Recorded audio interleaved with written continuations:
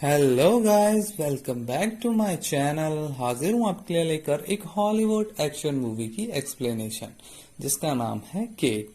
Movie start करने से पहले मेरी आप सबसे रिक्वेस्ट है, प्लीज चैनल को सब्सक्राइब कर लें और बेल नोटिफिकेशन आइकन को भी दबा दें, जिससे चैनल को काफी ज्यादा सपोर्ट मिलता है।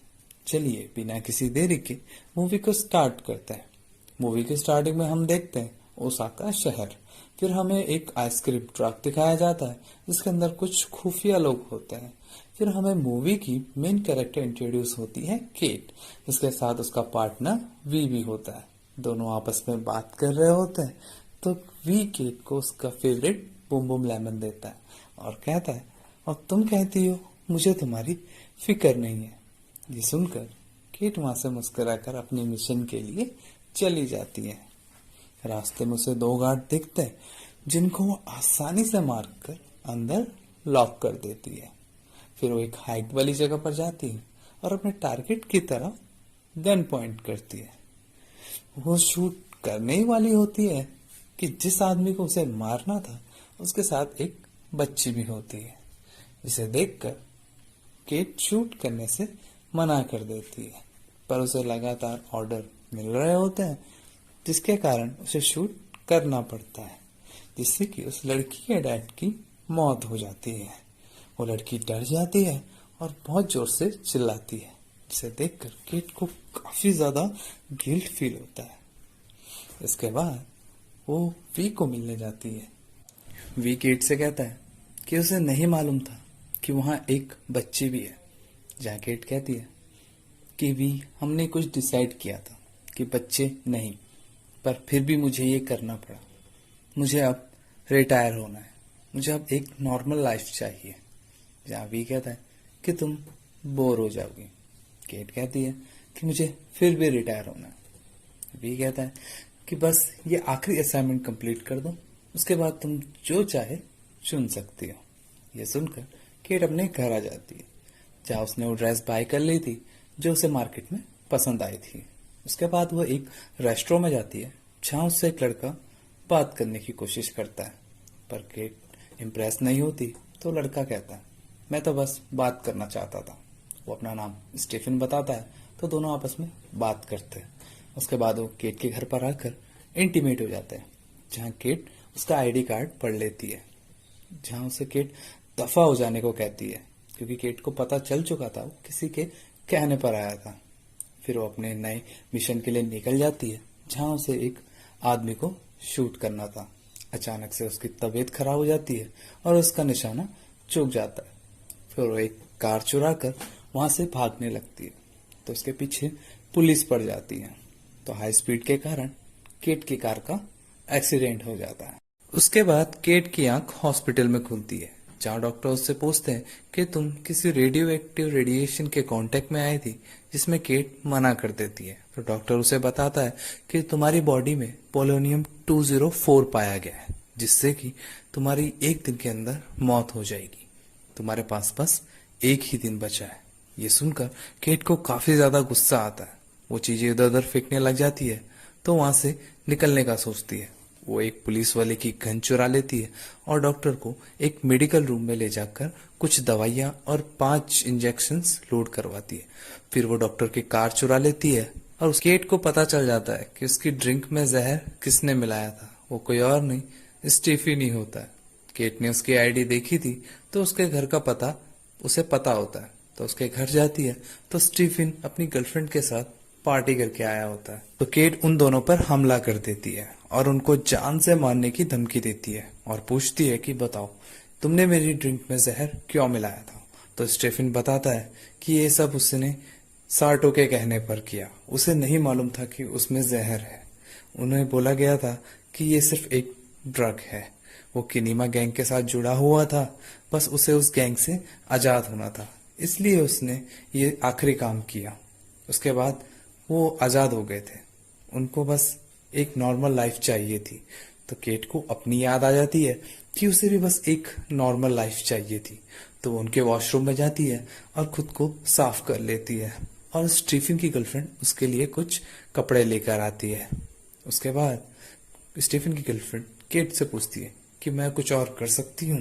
तो जिसमें केट कहती है कि तुम्हारे पास बूम बूम लेमन होगा, जिसमें उनके पास बूम बूम लेमन नहीं होता। उसके बाद केट वहां से चली जाती है और वी को मिलने जाती है, जहाँ वी कहता है कि इसका कोई तो एंटीडोट जरूर होगा। केट उसे बताती है कि मुझे पोलोनियम 204 दिया गया है, जिसका कोई भी एंटीडोट नहीं है। जहाँ केट उससे पूछती है कि उसका टारगेट कौन था, जहाँ वी उसे बताता है कि उसका नाम किजिमा है और वो ओसाका में भी था, जहाँ तुमने उसके छोटे भाई को मारा। वी केट के लिए दुखी होता है और कहता है शायद किजिमा ने अपने छोटे भाई की मौत का बदला लिया है।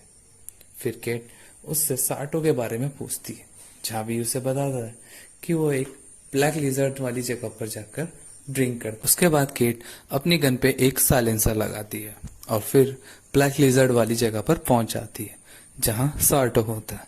फिर वो कुछ गार्ड्स को मारकर अंदर घुस जाती है और साटो से पूछती है क्या तुमने ही मुझे जहर दिया। तो साटो कुछ नहीं कहता। तो केट एक आदमी के सर में गोली मारकर उसको मार देती है और फिर साटो से पूछती है क्या तुम किजिमा के ऑर्डर फॉलो कर रहे हो, जिसमें साटो उससे माफी मांगता है और केट उसको भी गोली मार देती है। और फिर वहां पर बहुत सारे गार्ड्स आ जाते हैं, जिसमें केट उनको शूट करती है, पर केट की सारी बुलेट्स खत्म हो जाती है, जिसमें वो सब केट पर चाकू लेकर हमला कर देते हैं, जिसमें केट उनके ही चाकू से उन सब को मार देती है। आखिर में सिर्फ एक ही आदमी बचता है, जिससे केट पूछती है कि बताओ किजिमा तक कैसे पहुंच सकते हैं, जिसमें वो केट को बताता है कि ऐना ही किजिमा तक पहुंच सकती है, जो कि उसके भाई की बेटी है। फिर केट खुद को एक इंजेक्शन लगाती है, जिसके कारण वो काफी टाइम तक होश में रह सके। उसके बाद वो एक क्लब में जाती है, जहां वही लड़की होती है जिसके डैड को केट ने ओसाका में मारा था। वो उसके दोनों गार्ड्स को मार देती है और उसको जबरदस्ती पकड़ लेती है। ऐना केट का हाथ छुड़ाकर वहां से भागने लगती है, जहाँ केट उसे दोबारा पकड़ लेती है और किजिमा को कॉल करने को कहती है, जहाँ ऐना उसे बताती है कि वो बस रेंजी से बात करती है, जो कि किजिमा का खास आदमी है, बस वो ही किजिमा को यहाँ बुला सकता है। तो केट उससे किजिमा को कॉल करवाती है और कहती है किजिमा को यहाँ बुलाओ, नहीं तो वो ऐना को मार देगी। तभी उसके नाक से ब्लीडिंग होने लगती है, तो वो पास के मेडिकल स्टोर में जाकर कुछ दवाइयां और बैंडेजेस खरीदती है। फिर वो एक वॉशरूम में जाते हैं, जहाँ केट अपनी दवाइयां लेती है और खुद को बैंडेजेस लगा रही होती है। तो ऐना उसके निशान देखकर इम्प्रेस हो जाती है, क्योंकि उसे खतरनाक लड़कियां पसंद होती है। तो केट ऐना को वहीं वॉशरूम में बांधकर उसे वहां लॉक कर देती है, ये कहकर कि तुम यहाँ सेफ रहोगी। उसके बाद वहां रेंजी के आदमी आ जाते हैं, जहाँ केट उनसे पूछती है कि किजिमा कहाँ है। तो किजिमा उनके साथ नहीं होता, तो वो ऐना को मारने की धमकी देती है, जहाँ वो सब उस पर अटैक कर देते हैं। तो केट वहां से भागती है और वो सब उसके पीछे पड़ जाते हैं।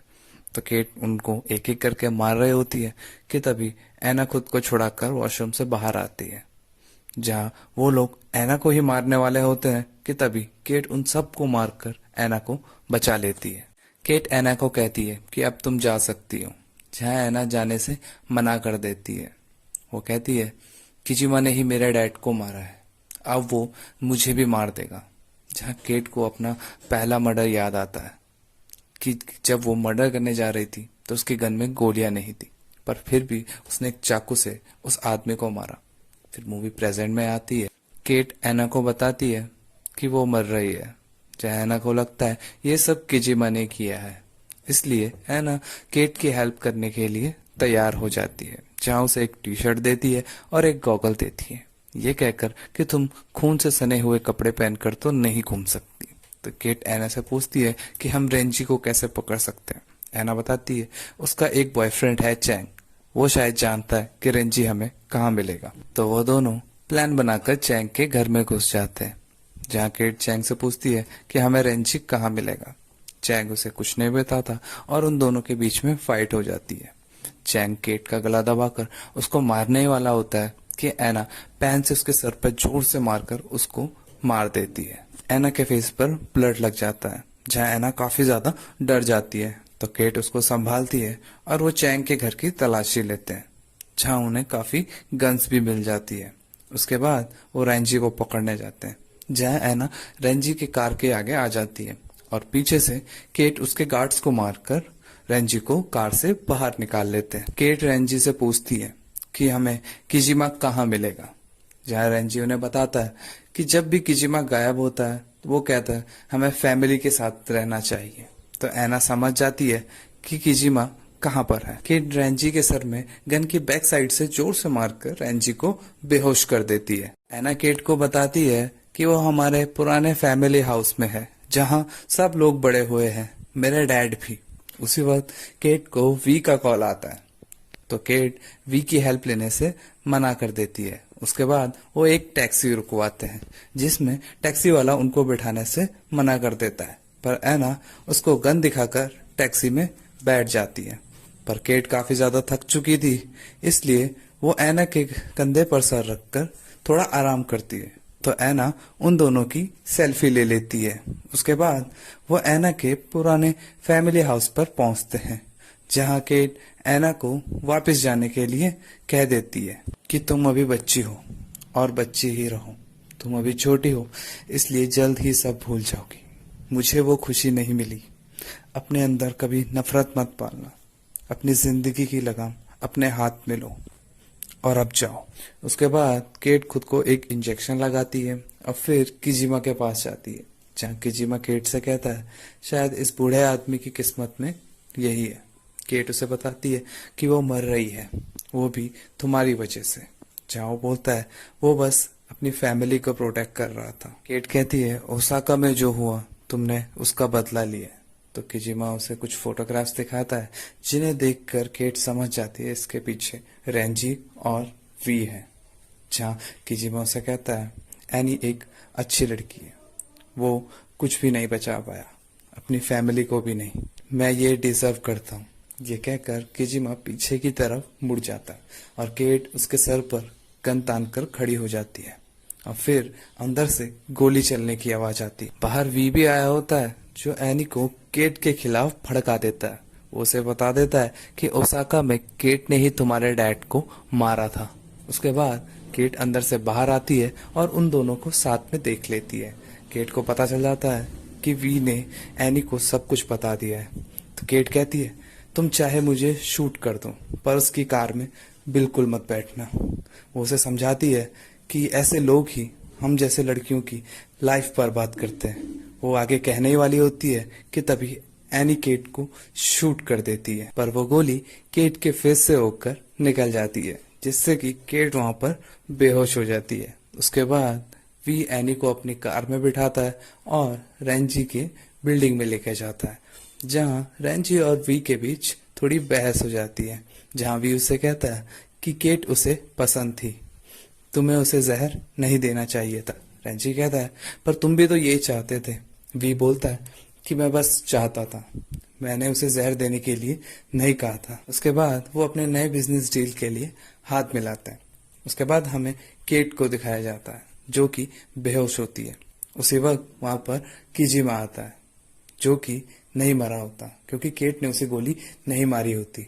उसके बाद वहां पर पड़े हुए लास्ट इंजेक्शन को केट को देता है और केट फिर से होश में आ जाती है। उसके बाद केट किजिमा और उसके आदमियों के साथ रेंजी की बिल्डिंग की तरफ निकल जाती है, जहां किजिमा अपनी कार से बुम बुम लेमन निकालता है। केट उसे घूर रही होती है, तो किजिमा उसको वो बुम बुम लेमन दे देता है और केट को उसका फेवरेट बुम बुम लेमन मिल जाता है। उसके बाद केट रेंजी की बिल्डिंग पर पहुंच जाती है, जहां वो किजिमा के आदमियों के साथ रेंजी के आदमियों पर हमला कर देती है, जहां काफी ज्यादा गोलियां चलती है। तो केट एक गन उठाकर एक एक को शूट करने लग जाती है और फिर वी काफी ज्यादा घबरा जाता है, तो अपने सारे आदमी को केट को मारने के लिए भेज देता है। तो केट ऊपर वाली बिल्डिंग पर आती है और एक ग्रेनेड फेंकती है। जैसे ही वो ग्रेनेड फटता है तो सारे आदमी इधर उधर गिर जाते हैं, तो वो सब केट पर गोलियां चलाते हैं और केट के पाँव में एक गोली लग जाती है, जिससे कि वो एक डेस्क के पीछे छुपकर उन सबको शूट करती है और फिर उन सबको मार देती है।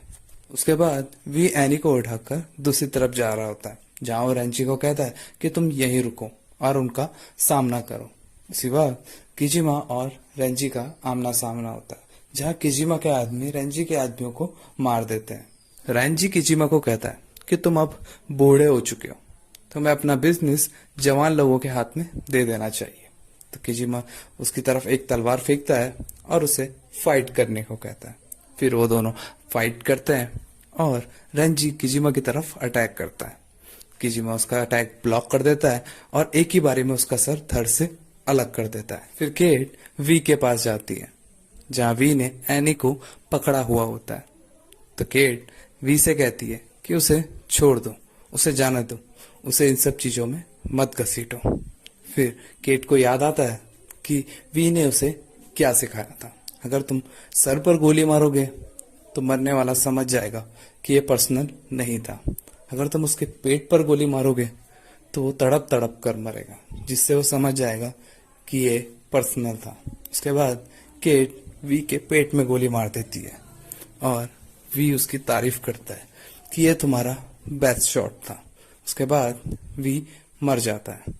केट की हालत काफी ज्यादा खराब हो चुकी होती है, तो वह पूल के पास जाती है, जहाँ शीशे पर कुछ फ्लावर्स और कैट्स के पिक्चर्स चल रही होती है। तो वहां पर गिर जाती है और एनी उसका सर अपनी गोद में रख लेती है। उसके बाद केट की मौत हो जाती है। इसी के साथ ये मूवी एंड होती है। आई होप कि ये वीडियो आपको काफी ज्यादा पसंद आई होगी, तो वीडियो को लाइक करें, शेयर करें और कमेंट करके जरूर बताएं। चैनल को सब्सक्राइब करना मत भूलना।